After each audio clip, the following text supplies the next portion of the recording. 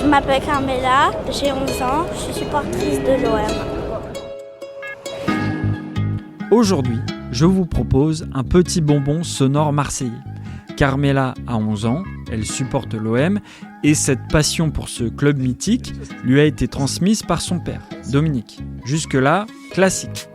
La suite est plus surprenante. Désormais, c'est la fille qui traîne le père à l'aéroport ou à la commanderie, le centre d'entraînement, pour tenter d'apercevoir les joueurs, pour tenter de leur parler. Bienvenue dans ce nouvel épisode du podcast Les gens du coin, au pied du stade Vélodrome.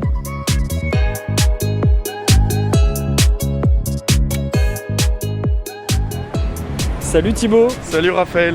Donc toi tu es journaliste à Actu Marseille. Aujourd'hui, qu'est-ce qu'on va faire ? On part à la rencontre d'une jeune supportrice de 11 ans, fan de l'OM, et qui entraîne son père à l'aéroport en pleine nuit pour rencontrer les joueurs. Allez, c'est parti. C'est mon père qui m'a emmené au match. Et pourquoi il t'a emmené au match ? Parce que papa il est fan de l'OM ? Ouais, Qu'est-ce qui t'a fait aimer l'OM ? les joueurs, ils sont gentils. C'est quand ils me donnent les maillots. Ah, t'as reçu des maillots ? De qui ? Ndiaye, Wea, Lopez, Mumbagna, Balerdi. Moi je m'appelle Dominique, supporter de l'OM depuis longtemps, depuis tout petit moi. Voilà. Parce que mes oncles et mon grand-père c'était des fans de l'OM. J'ai toujours été abonné au Virage Sud.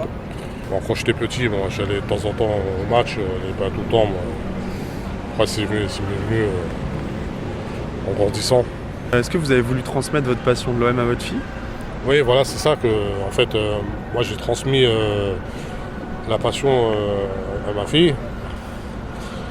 Je l'emmenais de temps en temps à des matchs et tout, et après, ça lui a pris plus de passion parce qu'elle était dans la classe de la fille d'un joueur de foot. Et C'était qui ?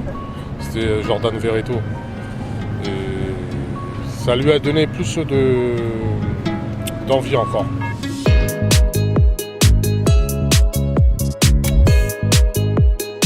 Et est-ce qu'il lui est déjà arrivé de rater l'école parce qu'elle a déjà été...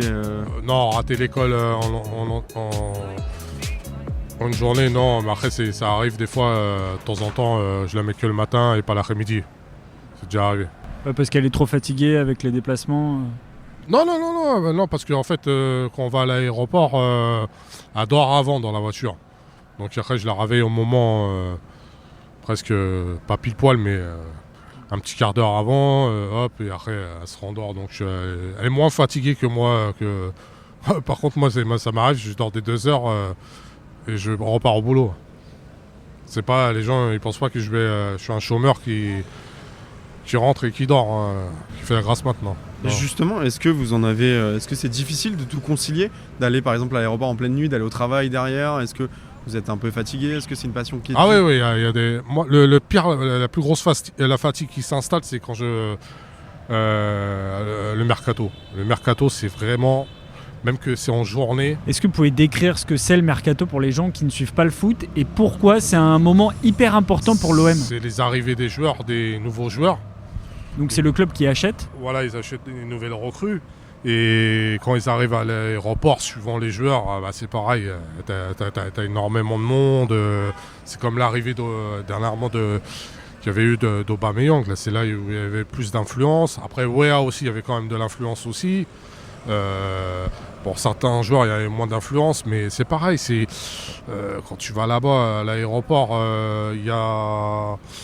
La police, il bloque l'accès en voiture, donc si tu vas pas à l'avance, tu es obligé de marcher, ça te fait des kilomètres. Et nous, on y va à l'avance, t'attends des 3-4 heures dans la voiture. Oui, c'est des trucs de... Ouais, c'est impressionnant, je veux dire. Vous êtes heureux de partager tout ça avec votre fille ? Ouais, moi je suis heureux de partager tout ça pour ma fille.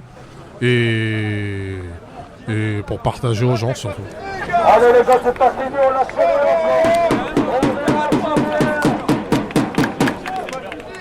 Et le but.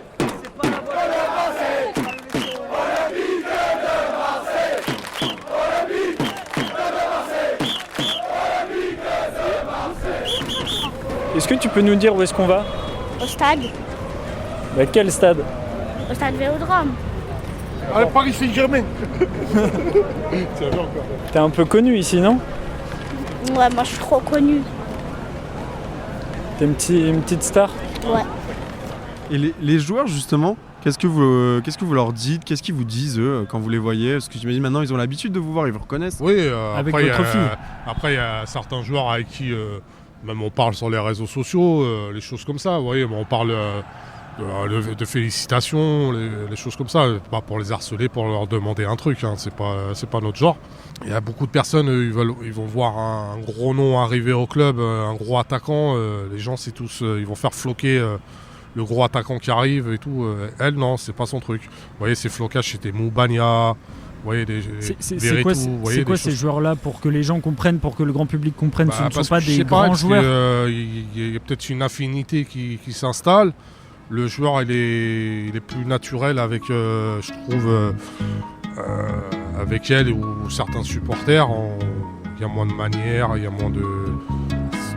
Il y a encore plus de gentillesse qui s'installe que certains joueurs. Les gens du coin, c'est déjà terminé pour aujourd'hui. Merci à Carmela et à Dominique pour ce temps passé ensemble. Merci aussi à notre journaliste du coin, Thibaut Nadal, pour avoir dégoté ce sujet. Nous, on se dit à la semaine prochaine.